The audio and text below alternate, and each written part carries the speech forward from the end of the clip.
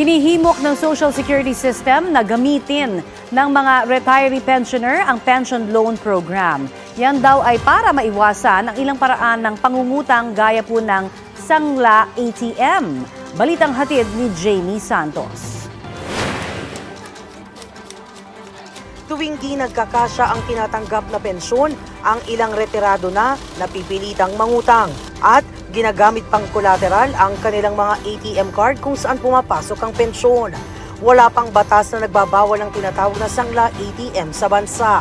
Pero babala ng Bangko Sentral ng Pilipinas, maaari itong magdulot ng problema dahil hindi mababantayan ng mga cardholder ang paglalabas ng pera gamit ang kanilang ATM card. Maaring may magsamantala at mag-withdraw ng higit pa sa halaga ng hiniram na pera. Para makaiwas sa sangla ATM, hinihimok ng SSS ang kanilang mga retiree pensioner na pakinabangan ang Pension Loan Program o PLP. Higit na mas mababa ang 10% na interes sa PLP kumpara sa hinihingi ng ibang nagpapautang.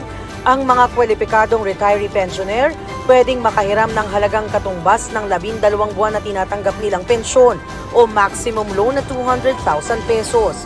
Sisiguruhin din ng SSS na makakapag-uwi pa rin sila ng 47.25% na buwan ng pensyon habang binabayaran ng utang. Para makapag-apply para sa loan, dapat 85 pababa ang edad na retiree pensioner sa pagtatapos ng pagbabayad sa PLP.